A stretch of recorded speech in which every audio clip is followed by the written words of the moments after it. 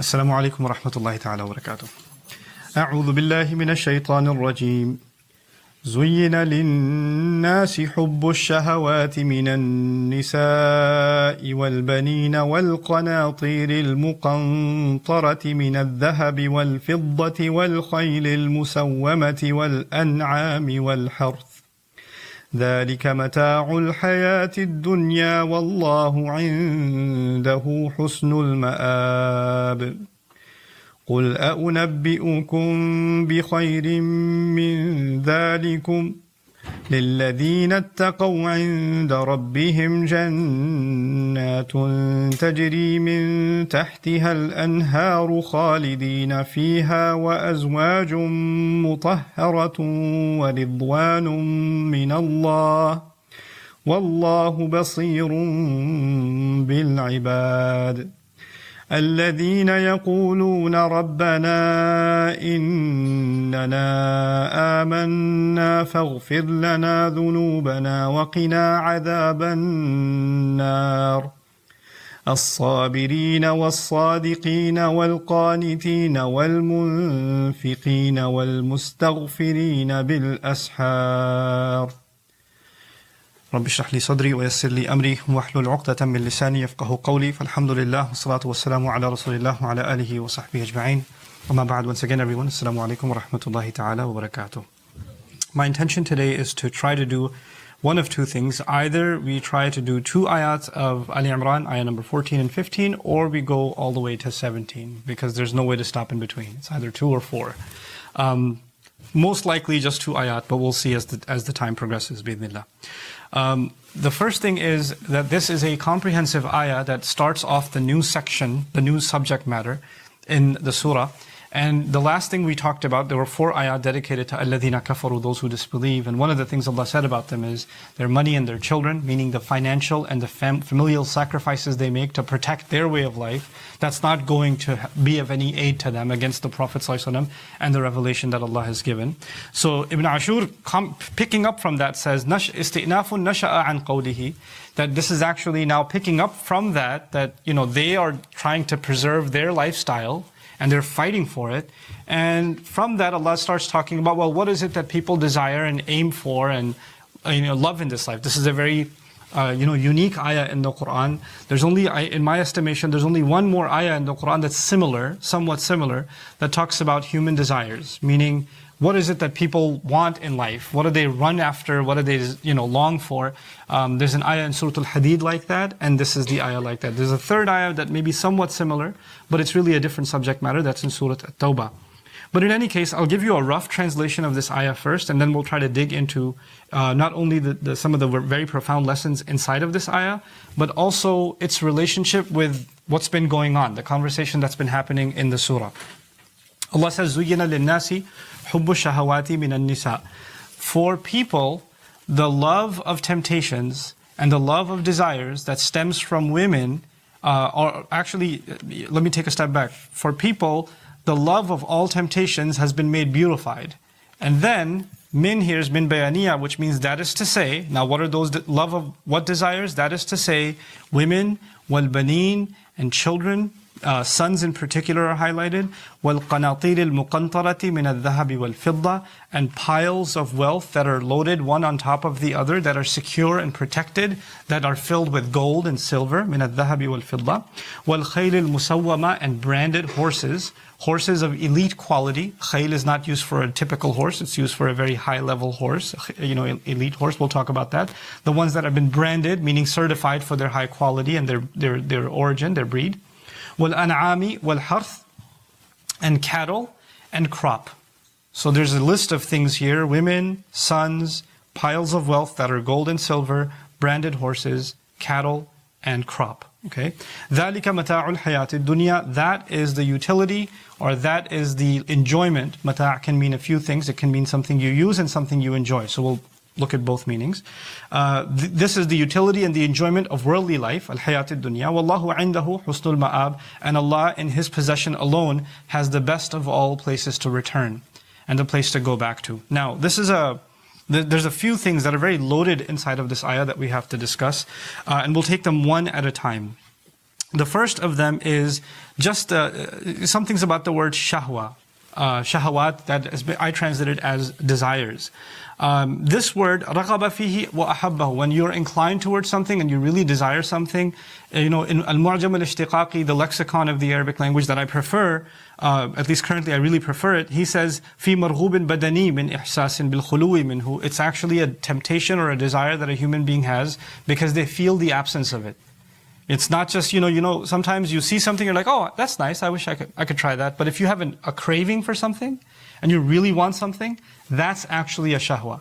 That you feel the void of it, and then you want it. And it's usually something physical, so it could be temptation, like physical temptation towards the opposite gender. It could be food, but it goes beyond that too. Meaning the desire for, I wish I lived in a bigger house, or I wish I had that car, or whatever. Something, the longing for which eats away at you inside, that's actually a shahwa. Hawa, as opposed to that, which is also translated as desire, is actually a passing thought.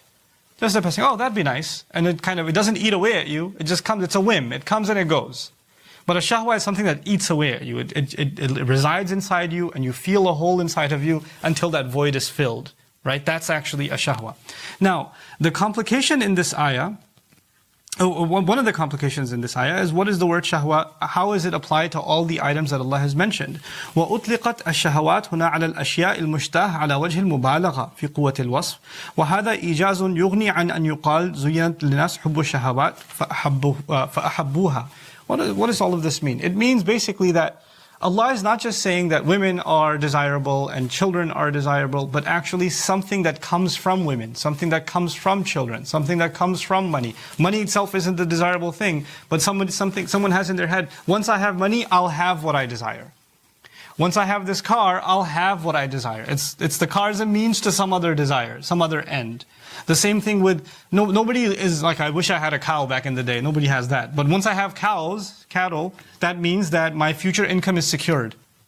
They're going to keep producing milk. They're going to keep having children. I'll have more and more and more and more, and I'll build my empire with it. The crop is actually a direct result of the cow. If the cow's not there, there's no animal to plow through the soil.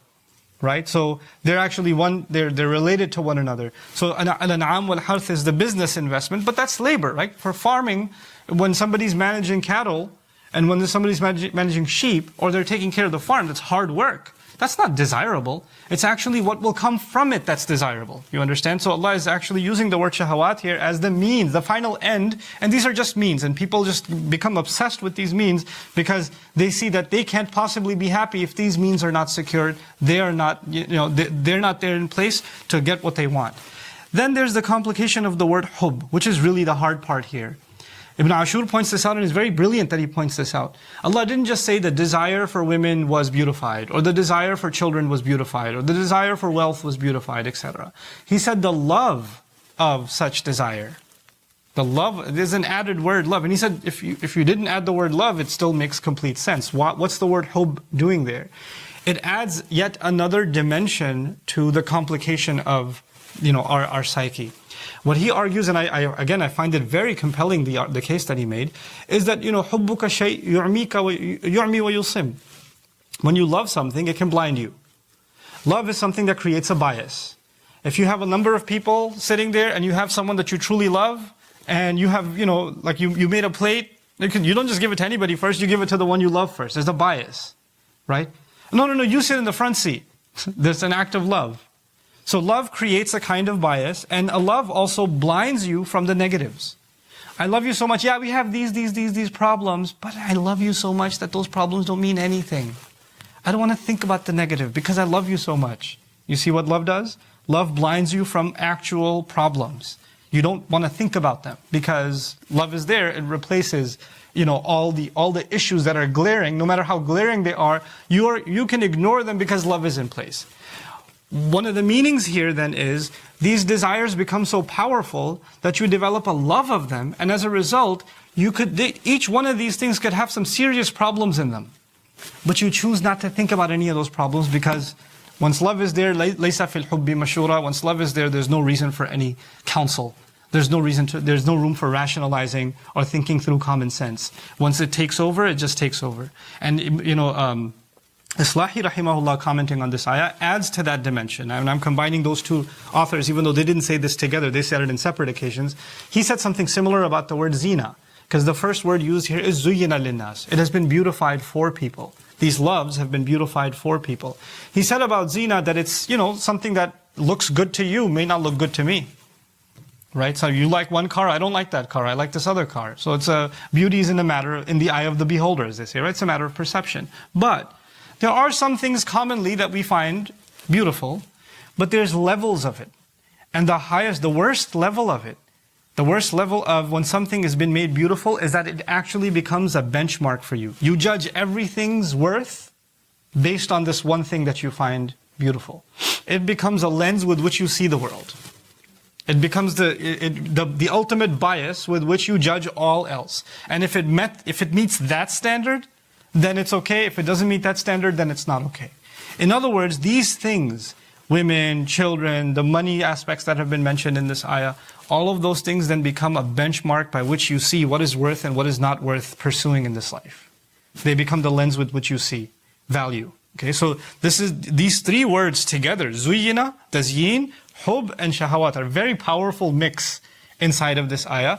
Ibn Ashur also, sometimes what he does is, he looks at complex phrases that are difficult to literally translate in the Quran, and he tries to unpack them and say, well, let me see if perhaps there are 3 or 4 statements that are being fused together in packed language by Allah. And so one of the unpacking that he does of this ayah is, فَإِذَا زُيِّنَتْ لَهُمْ أَحَبُّوهَا. Actually, first things are beautified to you, and when that beauty mesmerizes you enough, you become addicted to it, and that becomes a kind of love and a longing that you can't let go of. And so it's actually a progressive stage that the love comes. Anyway, the next discussion that is really interesting is Allah says all of this stuff has been beautified. And we'll take one of those items at a time, but before we do, all of this stuff has been beautified. The question is, who beautified it? Who made it beautiful? Who made a woman beautiful for a man? And who made children and all of these things? Who's the actual one that put beauty in them? Well, one answer to that, obviously in the Quran, is إِنَّا جَعَلْنَا مَا عَلَى الْأَرْضِ زِينَةً لَهَا. Allah says it Himself. We put everything on the earth as something beautiful for it. Allah beautified everything on the earth. And that's clearly the case. Allah Azza wa Jalla, if He did not put these desires in us, we wouldn't have these desires. Okay? So one answer to that is actually Allah. Another answer to that is our own nafs. We beautify things to ourselves. We decide something is beautiful. As a matter of fact, when somebody becomes obsessed with someone, then they could be like, you like her? Seriously? Yep. Isn't she beautiful? No. But to me, she is. Meaning it becomes a personal thing that it takes you over. And you become obsessed with something. Your family can't understand it, your friends can't understand it, but it's something that is just you're so into, and that's it. Okay? A third answer to that is actually also society, family. For example, some of these things, you could say, somebody could say, well, fine, a young man could say, well, I get the whole desire for women thing. I don't want to have kids. So the ayah says, the love of having children was beautified. Yeah, but may not be beautified by your nafs. May not even be beautified by Allah, but maybe your mother will say, when are you going to have a son? When are you going to have kids? Society will say it. Parents will say it. Family will say it. In other words, it's been beautified for those around you also. And they put pressure on you. And you do things because it's been beautified for them. Sometimes we do things not even because we want to, but because it's a standard that somebody else needs us to fulfill, or they're putting pressure on us. And that can come. You could be perfectly fine living in a rental apartment. You could be perfectly fine. You have enough money to get the groceries. You're fine. And then somebody comes along and says, man, you need to make more money. You need to get a better job. And you start, it wasn't in your head, but they put it in your head. It was beautified for you by them. In other words, some things are made beautiful by Allah Himself. Then your nafs. And then what? People, society, family, peer pressure, friends. They can come and put love of things in you. It wasn't there before, and then it came, and it becomes a part of you after that. Yeah. So the majhul of it, the passive form of it, has left the scope open. And of course, the last of them is shaitan can beautify things. Shaitan beautifies things. وَزَيَّنَ لَهُمُ الشَّيْطَانُ أَعْمَالَهُمْ. Shaitan beautified their deeds to them. But all of this stuff, I mean, the desire to get married, the desire to have kids, the desire to have, all of these desires, there's a halal avenue for them. Meaning every one of these can be an act of worship. Can't they be? then what's shaitan doing in this conversation? What shaitan is doing is, in everything, Allah Azza wa Jal, inna kulla shay'in khalaqnahu biqadar. Everything we made with a measure, with a balanced amount, a healthy amount. Allah made our body that way. There's only a certain amount of food you can eat. There's a certain amount of sugar you're supposed to consume. There's a certain amount of drink you're supposed to consume. People can actually drown themselves by drinking too much. Like even water, they can do that. It's possible. Physically even, there's a balance necessary in your diet, in your sleep, in everything else that you do. Allah says that He created the entire universe with mizan. وَالسَّمَاءَ رَفَعَهَا وَوَضَعَ الْمِيزَانِ. And He put that mizan there, and then He said to you, أَلَّا تَطْغَوْا فِي الْمِيزَانِ. He put that balance there so you don't violate scales in your personal life. Like the balance of the universe is compared to the balance you and I have in our personal life in Surah Al-Rahman. Okay? Now, having said that, what does shaitan want? Shaitan actually wants that you have dhulm. Dhulm means you put something where it doesn't belong. You have a chaos, a disruption in the balance in your life. So what will he do? He will take all the same things that Allah made you love in a healthy amount, and He will make those unhealthy amounts. He will make that love go beyond the measure it's supposed to go. And then you'll cross lines that you weren't supposed to cross out of love, out of desire, out of temptation. Shaitan's not making you like something. Actually, shaitan makes you desire something, the origin of which is something permissible, something natural. He takes advantage of something Allah has already put inside of us and acts as a catalyst and makes it out of proportion. You understand? So the temptations, like somebody steals. Why do they steal? Well, because they want to get a nicer car, or they want to spend on their parents, or some people steal to get a gift for Mother's Day. People do that. The desire to make an income is a natural desire. The desire to make your mother happy is a natural desire. But out of control, a person is willing to do anything to get there. Right? That's where shaitan came in. And he can beautify that act. Yeah, I did it, I'm proud of it too. Because I love my mom, that's why I'm in jail. So, he could do that. And so, what we're learning, what I'm trying to get at is those 3 layers that I mentioned. Allah beautified, then you yourself beautified some things, then people around you beautified. Shaitan takes all 3 of those and wants you to just go out of whack, go crazy with it. That's where shaitan comes in. Okay, so the other side of it, some have also argued that the fact that the passive is mentioned, one of the reasons the passive form is mentioned in linguistics, is to make the subject, the doer of the act, irrelevant. And what that means is, don't worry about who beautified it, this is just how it is. This is the natural state of human beings. They are obsessed with these desires. So now let's talk about these desires a little bit. حُبُّ الشَّهَوَاتِ مِنَ النِّسَاءِ وَالْبَنِينَ وَالْقَنَاطِيرِ الْمُقَنْطَرَةِ مِنَ الذَّهَبِ وَالْفِضَّةِ وَالْخَيْلِ الْمُسَوَّمَةِ وَالْأَنْعَامِ وَالْحَرْثِ. I'll talk to you about them in brief, just to understand the logical flow between them. This ayah is picking up from adulthood. Okay, a 4-year-old boy is not interested in getting married. Okay? This is, once adulthood hits, then the desire for women, harder to control your eyes, your imagination. Oh my God, I love her. I know I'm only in 9th grade, but I love her. I'm going to marry her. And all of this stuff starts playing with your head. Hormones kick in. And this desire becomes very potent. There are studies of how often young men think about women, how often their desires hit them, when puberty hits. And then of course, if this desire wasn't so powerful, if this desire wasn't so potent, why would men do the crazy things that they do? Like, hard enough to feed one mouth, why in the world would you want to take the responsibility of another mouth, and then children coming from that, and all of that burden that you take on yourself for what? Where did that come from? Because you're crazy about her. Because I just want to marry her. That's it. I'm going to take care of her. I'll provide for you. I'll protect you. Whatever else. That urge is enough for human beings to even start families. So you'll see what happens next. Allah mentions women, and right after He mentions what? Sons, children. Natural consequence of marriage. And then when that happens, of course, society wants you. Sons are mentioned because in ancient culture, in Jahili culture, women were considered a liability. Having a daughter is just an expense. I'm going to feed her, and then somebody else will take her, and she'll give them sons. How is she going to expand? She can't help me on the farm. She can't fight for me. She can't defend me. She's just an expense. She's a liability. And they used to consider having a daughter like a aib, like a flaw. Which is why Quran says when someone's given the good news that it's a girl. ظَلَّ وَجْهُهُ مُسْوَدًّا وَهُوَ كَظِيمٌ. His face turns dark. And he's swallowing his frustration. And he's like, he's avoiding people. He doesn't want to make eye contact. And should he keep the girl and stay humiliated? Am yadussuhu fit turab, or should he just bury her right now? This is the thoughts that are going in his head. Quran captures these thoughts. But I mentioned that this was Jahili times, centuries ago, millennium and a half ago. But this jahala is in the ummah today. This jahala is in Muslims today. Right? This ignorance that when a daughter is born, chalo agli dafa. Inshallah next time. Like literally, inshallah next time. I still remember, it burns me to this day. When I had my third daughter, I went and got Dunkin' Donuts. And I went to the masjid to just give out donuts because I was so happy. And somebody said, hey, so what is it? I was like, it's a girl. And he said, oh, inshallah next time. I wanted to punch the guy in the face. He was looking in the masjid. But goodness. There is, however, in cultures, there's a reason for that. There's a reason sons were given more value than daughters in traditional cultures and ancient cultures. Why? Because sons were seen as an extension of your wealth. They are free labor. You're going to invest money in them and raise them, but they're going to protect the house. They're going to do the work. They're going to carry the business. They're going to do this and that. You don't need to protect them like you need to protect the women. This was the mentality of the time. So this was actually an economic thing too.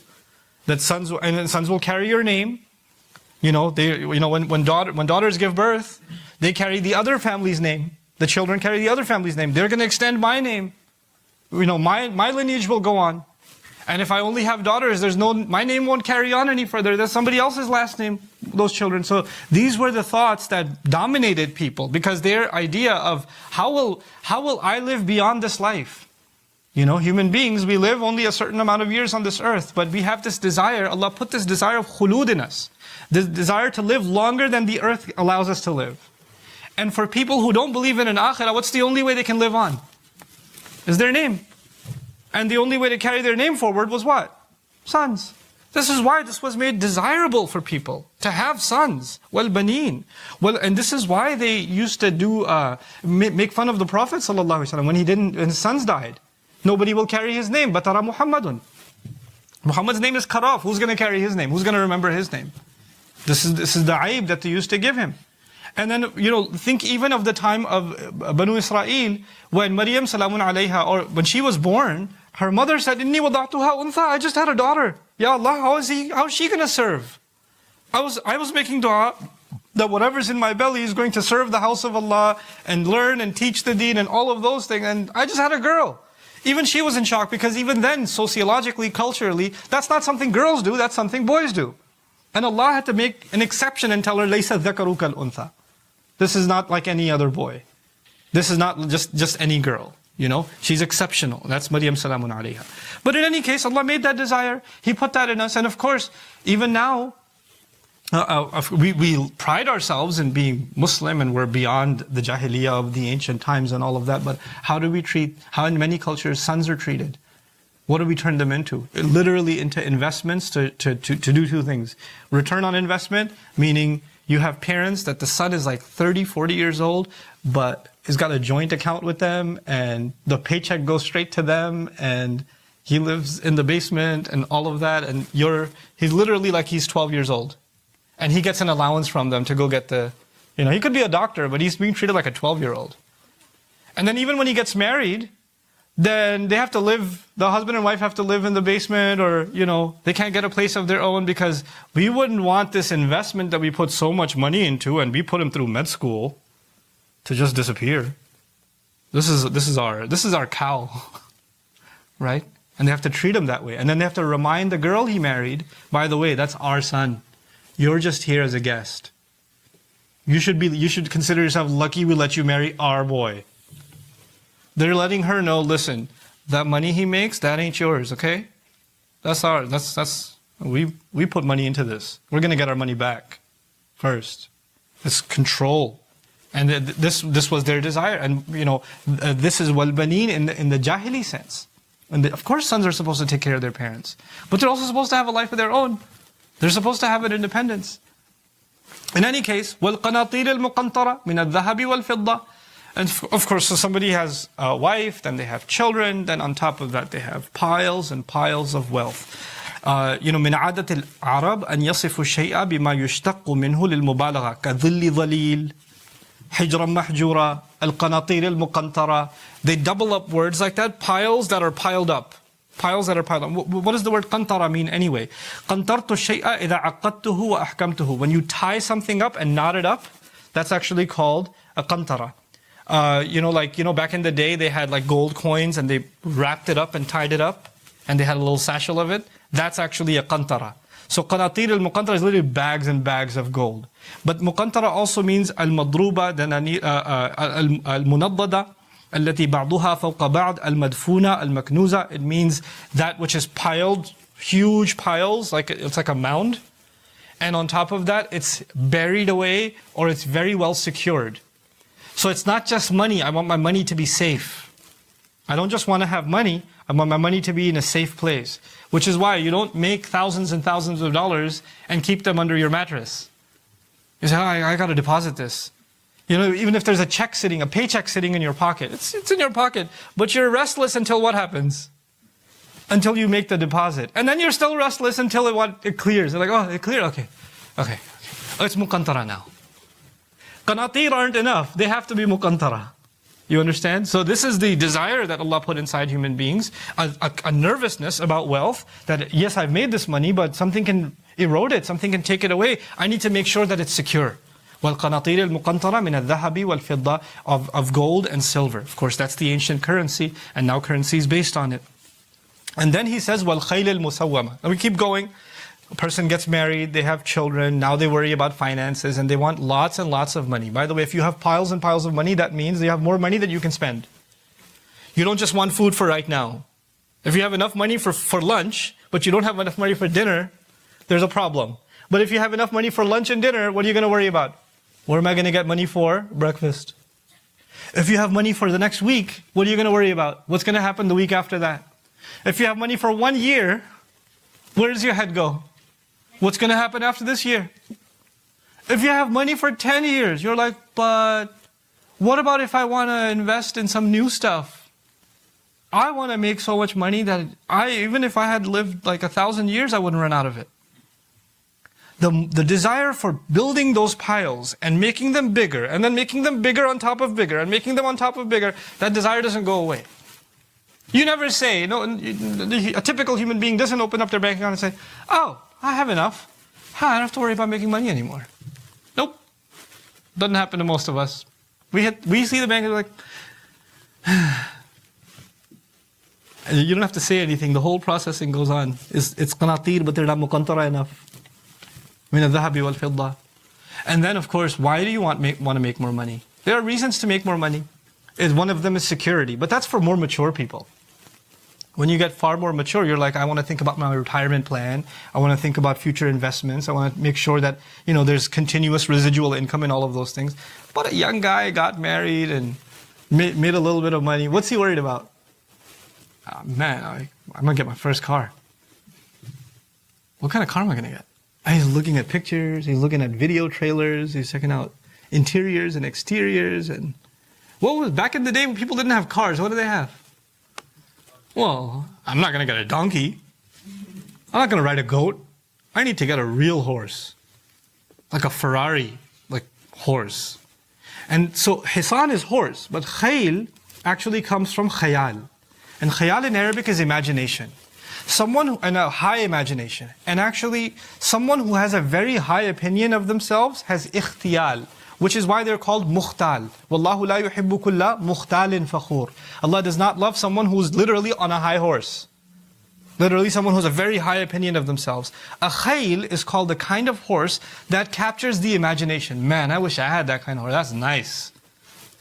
That's pure breed? Oh my God. How many horsepower? In that case, just 1 horsepower, but... But the idea is, and I don't just want this elite horse, I want it musawwama. I want these, and it's khayl is plural actually. It's ism jama' also. So khayl and khuyul can be interchangeable. Al-musawwama then means horses that are branded. When horses are guaranteed that they came from this lineage and purebreds, then they were branded a certain way. That branding, that sawma, that alama, that's the word musawwama. That they're branded as such. Thousands of years go by, And to this day, by the way, there are some horses, literally some horses that sell for $1 million, $2 million. To this day. I mean, Texas is big on horses. If you look up like horse sales and things, there are some Arabian purebred horses that sell for like millions of dollars. But even the horses that don't, the replacement of that ride, because I mean, at the end of the day, a horse is a vehicle for a human being. We're not getting it for horse meat. We're getting it because of transportation. But why do you need like such a fancy horse? You could just get a donkey and get by. You get a normal horse. Why do you need a purebred like that? You need that because it's a status symbol. It's actually an expression of how much money you've... this guy's got money. Did you see the horse he's riding? But the horses have changed, haven't they? They've been replaced with horsepower. And the new symbol of status, the new vehicle, is not a horse, it's a car. And for some people, it's even a step further. They've got a private jet. They've got a yacht. They've got other vehicles. And you know what the most important thing for a car is? Like, how do you know if somebody's got like a nice car? What do you look at? The tasweem, the musawwama. What's the brand? Dude, you got a Mercedes? What? Where'd you get this? You got the M5? How do you know somebody's got an M5? How do you know that's not a 3 Series? Well, there's a little M on there. That's musawwama. And then you're like, yeah. And if you don't have enough money, then you just dream about it. But if you have enough saved up that you can spend enough to get the nice car, you've got the qanatir muqantara, it's time for al-khayl al-musawwama. It's the next step. Now you've got the status, and it's not reduced. Don't reduce it to just a horse or just a ride. It's things that make you kind of let you say to the world, I made it. It could be your clothes, it could be a ride, it could be the neighborhood in which you moved, It could be any number of those things that are status symbols. Is Allah highlighting those things by the word al-khayl al-musawwama. Okay? Then, after that, okay, you've accomplished that. Now the tafakhur is done. You're able to show off that you made it. You got stuff. Now you start worrying about how do I make sure this money that I have continues to make more money. In other words, investment. Now somebody who's mature with their money, they don't just let the millions or hundreds of thousands sit in the bank. They say, I got to put this money into something that will make more money. Okay, that's the only, if I'm going to spend money, it better be on something that will give me back, return on investment. Back in the day, the best return on investment, especially in a desert society, is if you're in the farming business, you're going to be making money for a long time. So if you invest in cattle, and they're producing milk, and they're producing wool, and then they're grazing the farm, and all of that, they're taking care of the farm, then your investment's pretty secure. And it is through the an'am that eventually it's not the crop, it's the harth, it's the harvest that becomes you become obsessed with. In other words, you want to put money in business and you want to make sure the business runs. By the way, when somebody runs a business, when somebody opens up a store and they run a business, they have to invest in things, yeah? And when they invest in one guy opens up a pizza place, he's investing in the oven, he's investing in the furniture, investing in this, investing in that. Does that stuff have wear and tear? Does it get damaged? Does it have to be taken care of? Yeah. Do you have to hire help to help you? Is that an added expense and a headache? Yes. Are customers always happy? No. Is the product always coming out right? No. Are there unforeseen expenses and problems? When you have a job, you get there at 9, you go home at 5, your job is done. When you have a business, when is the business running in your head? 24 hours. It never stops. It never stops in your head. You're sleeping and you're milking the cows. And when you wake up and you're milking the cows, it doesn't stop. How is this desirable?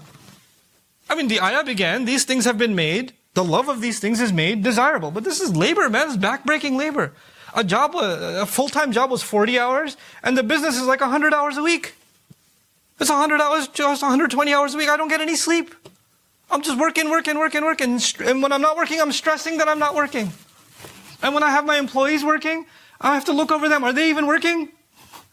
And that's more work. How is this desirable? You see, I said something in the beginning that will come to life now. It's not the business that's desirable. It's what you're truly hoping the business will give you that's desirable. Anybody who gets into a business, you know what their dream is? Their dream is one day this business will run itself and I will sit back and everything's going to just run smooth and then I can retire. I want to retire in the next 5 years, but I'm gonna break my back to get there. And once I get there, everything will be set. You see, when somebody says, I'm gonna get into business, because I see this other guy, man, he's got the nice life. He works he does whatever he wants, he travels whenever he wants, he goes wherever. You're like, I want to be like that. Well, what you don't see is how he almost killed himself to get there. And that took 20 years. You understand? But when you get into it, you realize what kind of labor that is. This is actually shahwa, al-mushtaha, what you finally desire. The love of that is so powerful that you're willing to go through pain to get there. You're willing to go through pain. Now we'll go back to every desire. An-nisa, a man is willing to be with this woman no matter what pain it causes. Because there's something in it that he wants, and he's willing to blind himself to everything else. All the pains that come with it. Children, there's a hope you have with your children. All the pain they cause you, all the labor they cause you, all the expense they cause you, doesn't matter. But I'm going to invest in my sons because I'm hoping somehow this is going to turn into something that I'm dreaming of. That dream will be fulfilled. This money is killing me to make this money. I'm working overtime and overtime on top of overtime just to fill this bank with these accounts to make this go up. That doesn't mean I'm eating better. That doesn't mean I'm sleeping better. That doesn't mean I'm any happier. None of that stuff. It's just this number that goes up on my app. That's all it is. It's a digit. It's a number of digits. That's all it is. But I know in my head, at the end of all of this is something that's really going to make me happy. And I love that dream of mine. The hubb of that shahwa is so powerful that I'm going to keep exhausting myself. You see what I'm saying here? Allah Azza wa Jal describes here that human beings exhaust themselves. Why? Because they have dreams. They put themselves through nightmares, so one day the dream can be real. And for a lot of people, does it ever become a reality? No, they die. لَقَدْ خَلَقْنَا الْإِنسَانَ فِي كَبَدٍ. Human beings were created in labor, in exhaustion. They just exhaust themselves from one issue to another. One problem comes to an end, a new problem takes its place. That problem comes to an end, a new problem takes its place. That's just how life keeps moving forward. Now, this is the reality Allah described of these, multiple desires. وَالْأَنْعَامُ وَالْحَرْثِ. Then He says, ذَلِكَ مَتَاعُ الْحَيَاةِ الدُّنْيَا. A really interesting word, mata'. حَبْلٌ مَاتِعٌ طَوِيلٌ شَاهِقٌ. Mata' is used for something that is long. First meaning of mata' is actually something long or extended. Okay? حَبْلٌ مَاتِعٌ جَيِّدُ الْفَتْلِ. Something strong and something very long. رَجُلٌ مَاتِعٌ رَجُلٌ طَوِيلٌ. الْمَاتِعْ مِنْ كُلِّ شَيْءٍ طَوِيلُ مِنْ كُلِّ شَيْءٍ. الْجَيِّدُ مِنْ كُلِّ شَيْءٍ. These are good things in life. These are desirable things in life. مَتَّعَ شَيْءٍ طَوَّلَهُ, they say in Arabic. When you do tamti' of something, you've extended it. وَقَدْ تَحْمِلُ الْمُتْعَ مَعْنَى التَّلَذُّذ أو الْإِلْتِذَاذ بِالشَّيْءٍ. Also means to enjoy something. Each of those things have some enjoyment in them too, even along the journey. Actually, someone who gets into business and business is starting to pick up and going well, they even start enjoying the hard work. They enjoy it. They enjoy seeing the money rise in the business. They enjoy working on the farm. It starts becoming something fulfilling. One of the things Allah put inside of us is that He put a fulfillment from certain things that on the outside look like labor. But there are some people who really, and a lot of us really enjoy having a job, enjoy doing work, enjoy working in the business. And if your job went away or your business went away, you'd be depressed because I need to do something. So Allah put the ladhud in these things too. He put the ladhud in the relationship between a man and a woman. No, I didn't say enough about hubbu shahawati min an-nisa. I'll say a few things there. Because hubbu shahawat is mentioned, that comes from women, or that includes women, it's not just the ultimate physical act. It's actually the fulfillment, the company, just a longing. That's why the word hubb is there. It's not just the shahwa itself, but it's hubbu shahwa, which actually means, I just like hearing your voice. Just when I'm with you, all my problems disappear. Can we just sit here and talk about nothing? That sort of thing. It's a high for him. It gets away from problems. And so these desires, they overtake a human being. What is this ayah doing in its context? Let's now understand that. We just read in the beginning of this surah, Allah Azza wa Jal talked about the coming of revelation. Then He talked about those who oppose revelation, those who fought the messengers. إِنَّ الَّذِينَ كَفَرُوا. Right? And then the second time around, a whole long discourse on those who stand against the prophets and fight against them. And these people are going to be no different than كَدَأْبِ آلِ فِرْعَوْنَ وَالَّذِينَ مِنْ قَبْلِهِمْ. That was the conversation. One of the things Allah said about them is, they also sacrifice. He said, إِنَّ الَّذِينَ كَفَرُوا لَن تُغْنِيَ عَنْهُمْ أَمْوَالُهُم وَلَا أَوْلَادُهُم مِّنَ اللَّهِ شَيْئًا. Those who disbelieve, their money and children will not benefit them, even when they exhaust that money and children in fighting the Prophet. Now, they love money, like all human beings love money. They love their children, like all human beings love their children. Why are they sacrificing them? You see, they believe that protecting their desires, protecting all of this list that Allah gave, that's not just something Muslims want, all human beings want it.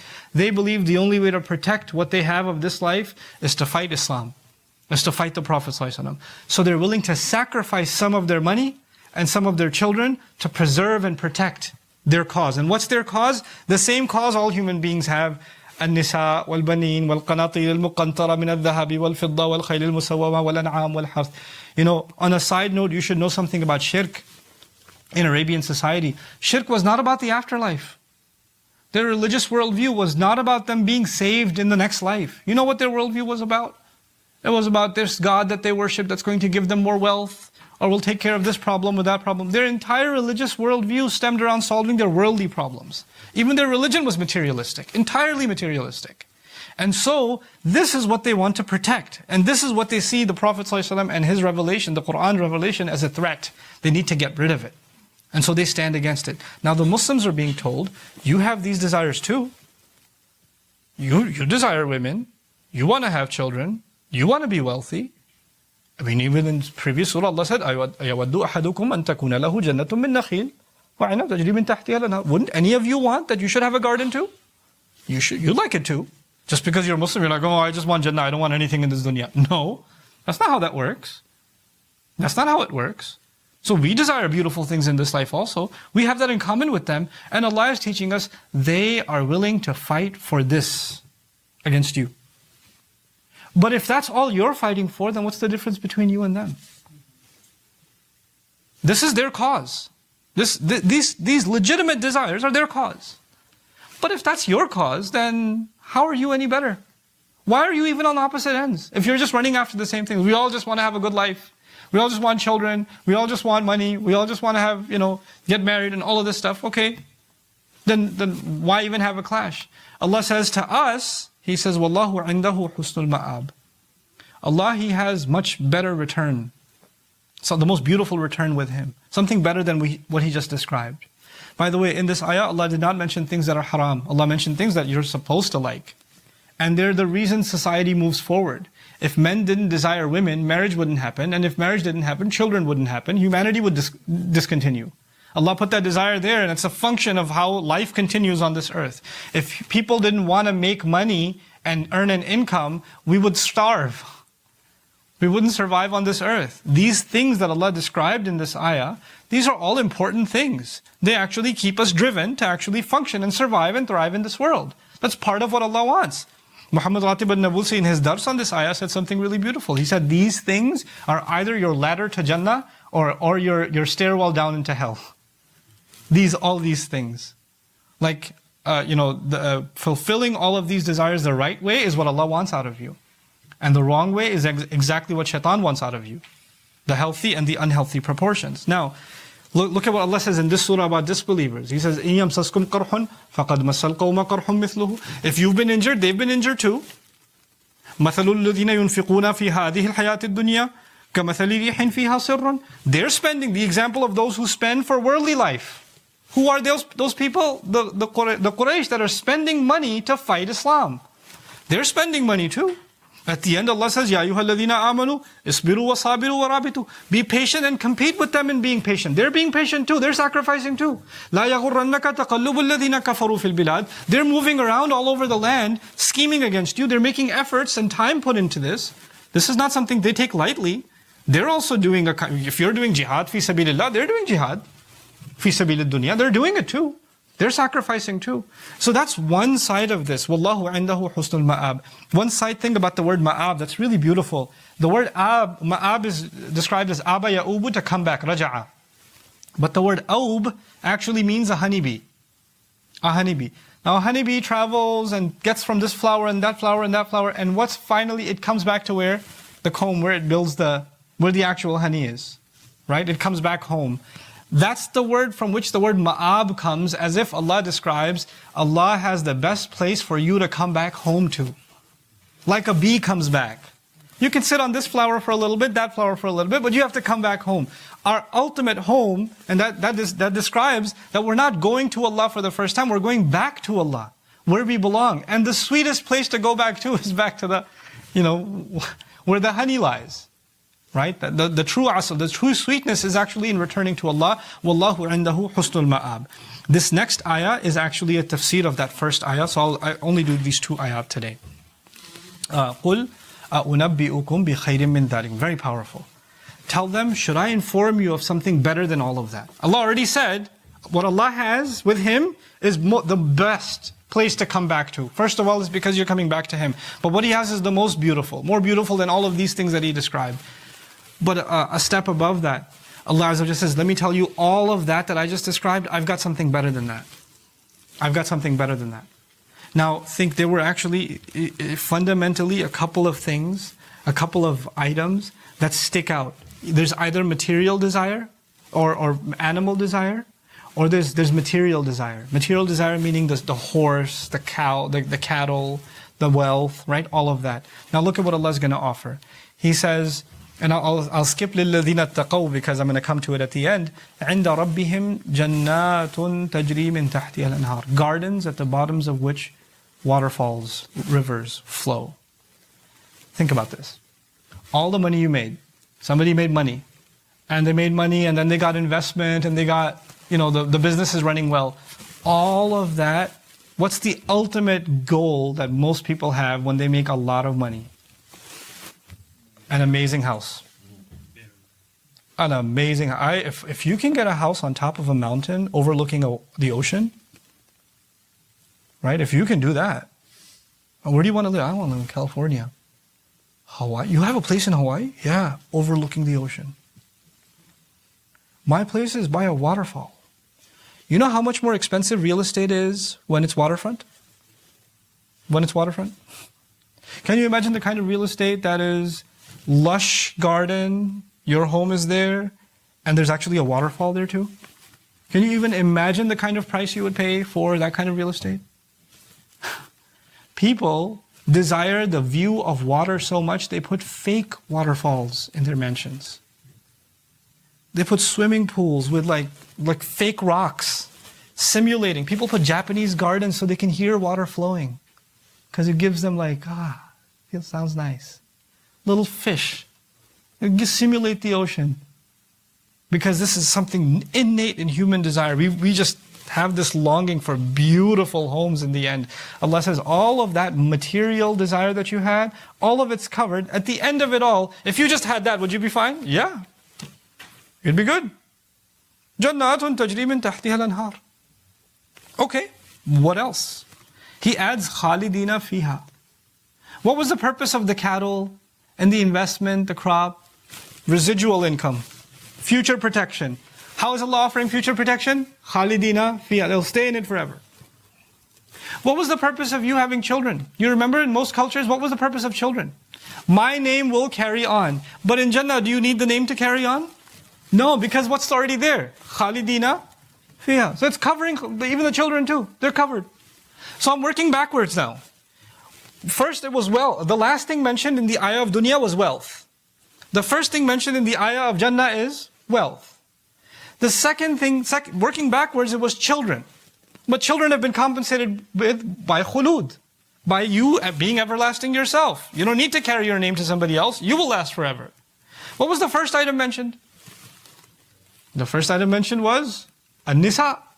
And Allah ends this ayah, وَأَزْوَاجٌ مُطَهَّرَةٌ, purified spouses.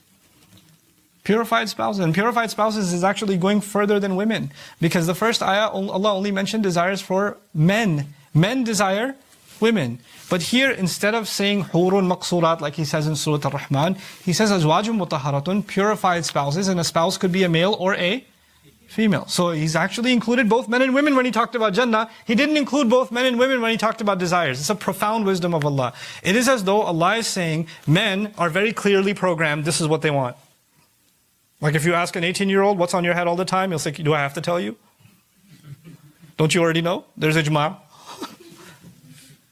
But if you ask an 18-year-old, what you want? The most. It depends. Let me think about it. Because it's not one thing.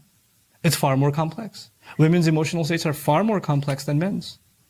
What they desire is far more complex. You know? Man, the guy thinks the girl's beautiful, everything else is okay. And she says, looks aren't everything. I need to have a real conversation with you. Like, okay, fine, but I'm willing to have this conversation because you're beautiful. Women are far more complex. Allah actually acknowledged that complication, that complexity, by mentioning them in purified, not beautiful spouses. He didn't say beautiful spouses, he said purified spouses. That's profound. Because purely to your liking. A woman will have the spouse exactly the way purified, cleansed to her preferences. And a man will have the spouse cleansed to his preferences. Purified, refined to his preferences. This is aswajun mutahharatun. And so you see what I'm trying to get at? Everything Allah is offering in Jannah is actually an upgrade from what He just described. We love, we run after in dunya. And then He says, وَرِضْوَانٌ مِّنَ اللَّهِ. Contentment from Allah. This is probably the most powerful part of this ayah. We have some more things to discuss about these ayat. I'll put that until tomorrow. But this at least I want to leave you with. Allah says in other places, لِلَّذِينَ أَحْسَنُوا الْحُسْنَى وَزِيَادَةٌ. Those who excel, they will have the very best, meaning heaven, and then some. وَزِيَادَةٌ, and then some. He says, لَهُمْ مَا يَشَاءُونَ فِيهَا وَلَدَيْنَا مَزِيدٌ. They have whatever they want, and I've got something more. I've got something more. He keeps saying this, I'll give you everything you've desired, and I'll give you something more. What is this more? This more. There's a hadith of the Prophet ﷺ. And before I get to that, وعد الله المؤمنين والمؤمنات جنات تجري من تحتها الأنهار خالدين فيها ومساكن طيبة في جنات عدن. Allah promised the believing men and women gardens at the bottoms of which rivers are flowing. They'll stay in them forever. They've got good, nice homes in the gardens of Eden. وَرِضْوَانٌ مِّنَ اللَّهِ أَكْبَرٌ. And the contentment that comes from Allah is bigger than all of that. Allah is hinting, what is that extra? It's ridwanu min Allah, Allah's pleasure, Allah's contentment. By the way, that means two things. Allah is happy with you and you are finally content. Radiyallahu anhum wa radu anhu. Radu anhu means, remember I told you, if you have enough money for 10 years, what do you start thinking about? Year 11? If everything else is okay, you're like, what else can I do? What else can I get? What else can I get? You're finally like, I'm good. What more could I want? You're finally content. Listen to this narration of the Prophet ﷺ. This is found in both Bukhari and Muslim. إِنَّ اللَّهَ يَقُولُ لِأَهْلِ الْجَنَّةِ. Allah will say to the people that make it to heaven, Ya Ahl al-Jannah, people of Jannah. Allah addresses them directly, people of Jannah. فَيَقُولُونَ لَبَّيْكَ رَبَّنَا وَسَعْدَيْكَ. We respond, our Master, we're so happy to hear from you. They get to hear talking to Allah directly. And so we respond to your call, our Master. فَيَقُولُ هَلْ رَضِيتُمْ. He says to them, are you happy? Are you satisfied? Are you content? هل رضيتم? فيقولون وما لنا لا نرضى. We'll say, what would have to be wrong with us? Why wouldn't we be happy? لا نرضى. Why wouldn't we be happy? قال وقد أعطيتنا ما لم تعطي أحدا من خلقك. You have given us what you never gave any other creation of yours. Why wouldn't we be happy? And so he says, فيقول أنا أعطيكم أفضل من ذلك. I'm going to give you something better than that. They just said, you've given us, and what more could you possibly give us? And Allah says, I'll give you something more. قالوا يا ربنا فأي شيء أفضل من ذلك. They said, Master, what could be better than this? And he says, أحل عليكم رضواني فلا أسخط عليكم بعده أبدا. I am unleashing onto you that I am content with you, and I'm making you forever content, and I'll never be upset with you again. Allah's contentment. You notice in the previous ayah, Allah mentioned all the things people desire. Guess what He didn't mention? We never get what? We never get contentment. Never satisfied. When He comes to Jannah, He says, okay, I'll give you wealth. I'll give you a spouse. I'll give you one more thing though. وَرِضْوَانٌ مِّنَ اللَّهِ. I'll give you contentment that comes only from Allah. It can't come from anywhere else. You'll be satisfied. Allah will be happy with you, and you will actually finally be content. وَاللَّهُ بَصِيرٌ بِالْعِبَادِ. And Allah keeps full view of the servants, of the slaves. He's got full view of the slaves. In other words, Allah is watching what these slaves do. Allah is watching how much they desire that contentment, how much they long for it. وَرِضْوَانٌ مِّنَ اللَّهِ. This is the ziyada. This is the mazid. The mazid is actually the ridwan from Allah, the contentment from Allah. May Allah grant us that contentment. Okay, since I'm on the subject, I'll just take 2 more minutes, and I promise. And that is, take a step back and think about these desires that Allah Azza wa Jal mentioned. Think of them in the sense of Islam, Iman, and Ihsan. Okay, so let's put this in perspective a little bit. If a Muslim got married, had children, made halal money, invested that money, had a business, and all of these things that Allah mentioned in that ayah, had a nice car, is that haram? No. And if they didn't cross any lines Allah didn't want them to cross, did they fulfill the obligations of Islam? Sure. Sure. It's fine. You can live like that. Allah has made those things beautiful for you, and within confines, if you lived your life that way, you fulfilled what Islam wants from you. But Allah said, but Allah has something better for you. Allah has something better for you. And there in the next ayah, what I skipped on purpose was لِلَّذِينَ اتَّقَوْا, those who protected themselves. Those who truly protected themselves. Protected themselves from what? From letting any one of those desires get out of balance, number one. But also take another step. There are some people, I'll give you a parallel, not of Muslims, but of another kind of person. There's a person who lives in your neighborhood. They have a car, they have a home, they take care of their home, they take care of their car, they take care of their needs or whatever. Everything's fine. But there's some other people in your neighborhood, they constantly write to the city council, we need a new stop sign, we need these trees cut, there's an animal problem, there's a this problem, there's a that. They're advocates, they want to make things better.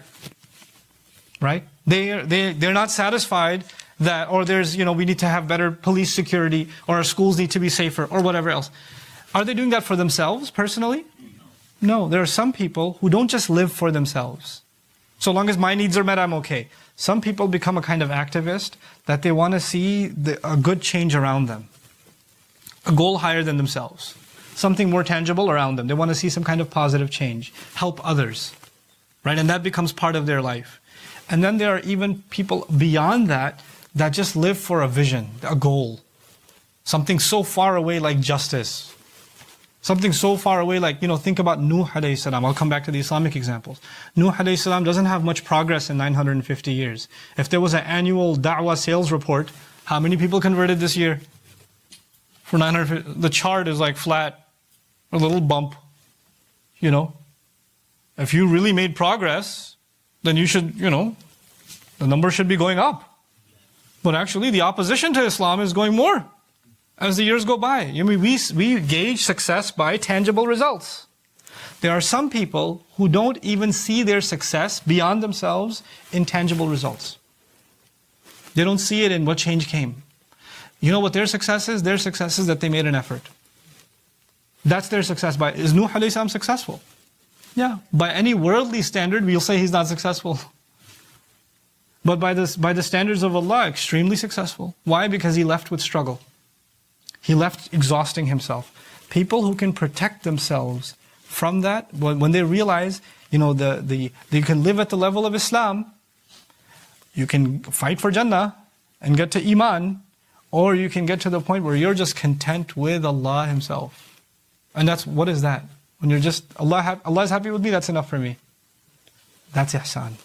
There are levels of this struggle. There's levels of existence. We have to figure out which level we're at. It's okay if you're at the level of Islam, that's fine. Allah justified it. But Allah is actually inviting people to evolve to the level of ihsan, so they will struggle for Allah, they will sacrifice for Allah, and there's nothing before them except Allah is happy. And when Allah is happy with you, then the gardens and the rivers that are flowing in Jannah, even they become worthless compared to what? Allah's pleasure. Salamun qawlan min Rabbir Rahim. When that happens, that's ihsan. That's the ihsan that Allah Azza wa Jal wants us to evolve to. May Allah Azza wa Jal help us evolve and come out of our baser desires. I know, I'm sorry, I really took a very long time. We're going to make salah and do the Urdu session. But from tomorrow on, we'll do the Urdu session at 2:30. Those of you that want to come on Saturdays and Sundays, I'll be doing a half-hour Urdu session from 2:30 onwards, inshallah. Jazakumullah khairan. Assalamu alaikum.